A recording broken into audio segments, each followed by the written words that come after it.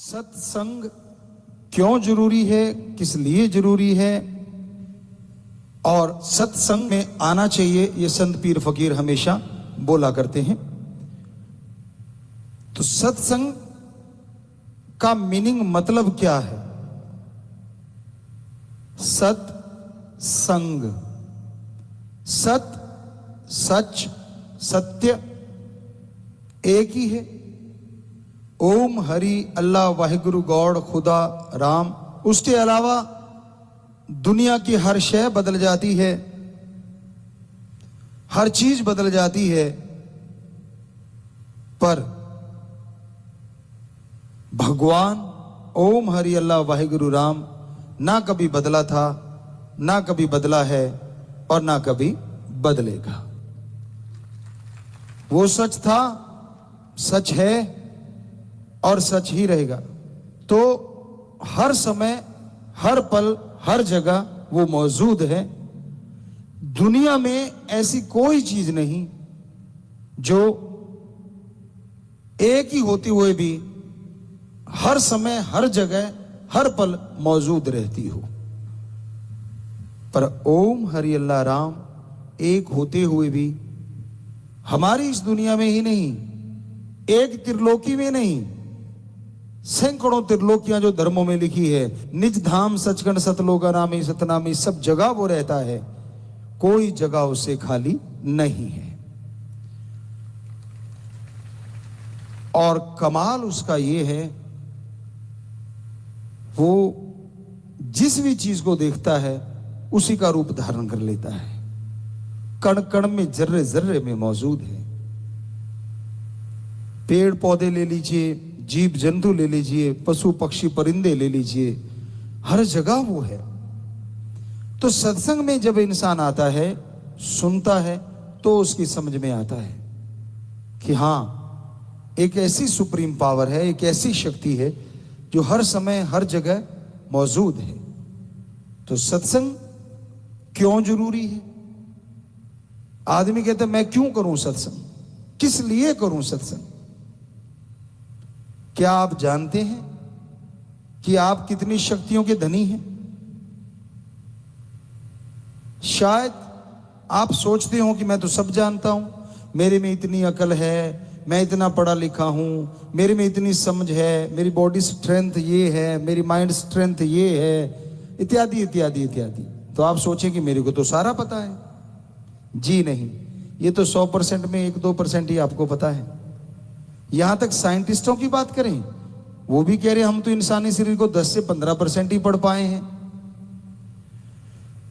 तो हमारे धर्मों में यह बताया गया है कि अगर आप अपनी स्ट्रेंथ, सोचने की शक्ति, शारीरिक शक्ति यानी आत्मिक, मानसिक, शारीरिक शांति चाहते हैं, शक्तियों को बढ़ाना चाहते हैं, तो आप इसके योग्य हैं, मनुष्य कि जो अपनी शक्तियों को बढ़ा सकता है। पर कैसे? क्योंकि वो शक्तियां आपके अंदर हैं। और बढ़ाने के लिए एक स्कूल, कॉलेज अगर कोई है तो वो सत्संग है।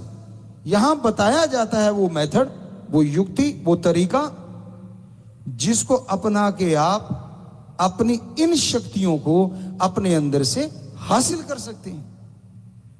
अच्छा खाना बनाना हो तो अच्छा शेफ, रसोइया, महाराज भी कहते हैं राजस्थान साइड में, तो उससे आप टिप्स लेंगे तो और अच्छी रसोई बना लेंगे। आप जितनों के संपर्क में आएंगे उतना ही आप नई नई चीजें सीखते जाएंगे।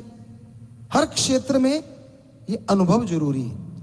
बहुत सारी चीजें होती हैं जो आप पढ़ लिख के अपने दिमाग के ज्ञान से सीखते हैं, पर एक चीज उम्र होती है जो आपको बहुत कुछ सिखाती है, तजुर्बा होता है जो आपको बहुत कुछ सिखाता है।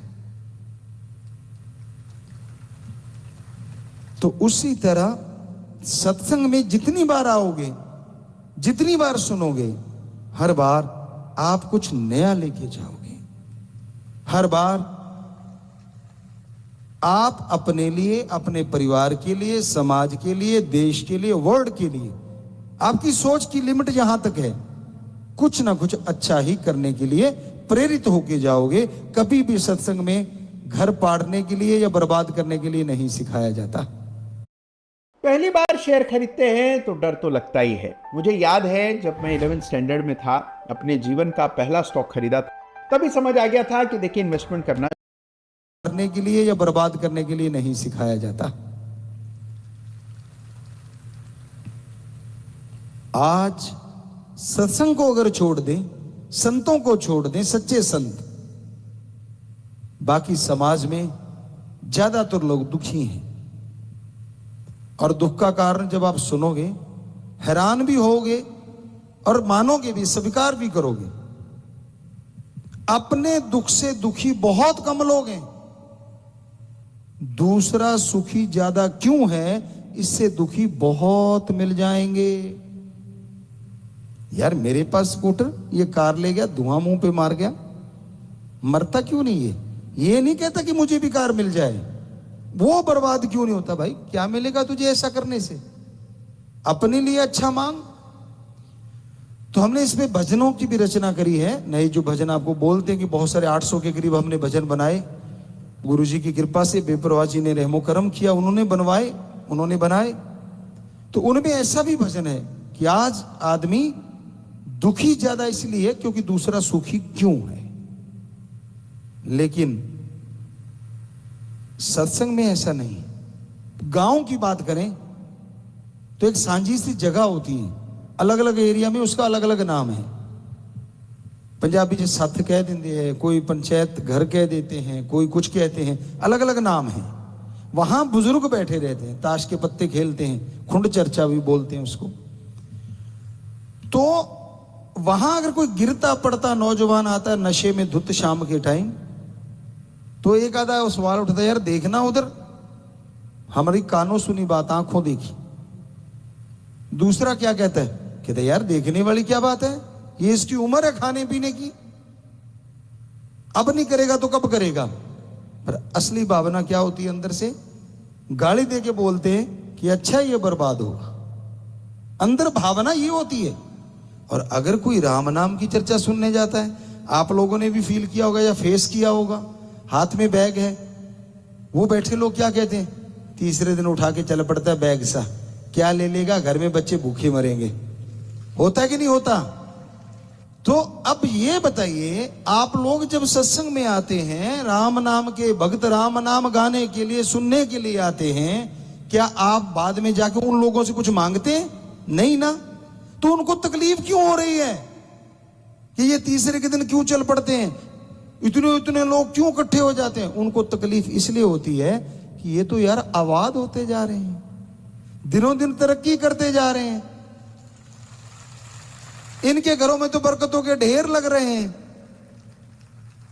तो आपको वहीं पे आ गई बात, दूसरों को सुखी देख के ज्यादा लोग दुखी रहते हैं और फिर कोशिश करते हैं कोई चिंगारी लगाने की, भाई को भाई से लड़ा दें, बेटे को बाप से लड़ा दें। बड़े मास्टर बैठे हैं जी, उस्ताद बैठे हैं, पता ही नहीं चलने देते, ऐसी ऐसी बातें सुनाते हैं। तो इस पे एक आपको बात सुनाया करते थे, वो बात ख्याल में आ गई। एक संत किसी गांव में आए और उसकी एक सज्जन सेवा करने लग गए। वो सज्जन जो सेवा करते थे, संतों ने उसे पूरा पढ़ लिया।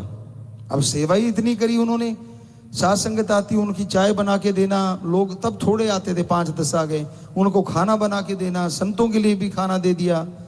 अब सेवा करता रहा वो, सेवा भावना जबरदस्त। टाइम हुआ तो संत कहने लगे, भाई हम तो जा रहे हैं अब और नगर के लिए, पर आपने बहुत सेवा की, बोलो आपको क्या वरदान दे। मां के बेटे ने एक बार भी ना नहीं करी। आमतौर पे ये अपने सभ्यता है कि एक बार अगर कोई चाय भी कहे ना कि यार चाय पी ले, तो आगे से कह देते नहीं। और कई जगह हमने देखा है, सामने वाले कह रहे चाय ले आई, नहीं, अच्छा ठीक है, दूसरी बार पूछते ही नहीं। आप लोग कहीं ना कहीं देखा होगा, हमने देखा है जी, बिल्कुल देखा है, एहसास किया है। और कई ऐसे होते हैं पूछते ही नहीं, अब पूछना क्या है, कोई मेहमान आया है। हमारे तो धर्मों में लिखा है मेहमान तो एक तरह से भगवान की तरह होते हैं भाई, आए हैं तो मतलब सत्कार करने के लिए, वो भगवान नहीं बन जाते। मतलब इसलिए कहा गया था हमारे पाक पवित्र वेदों में कि भाई सत्कार करना, इज्जत करनी आए हुए की।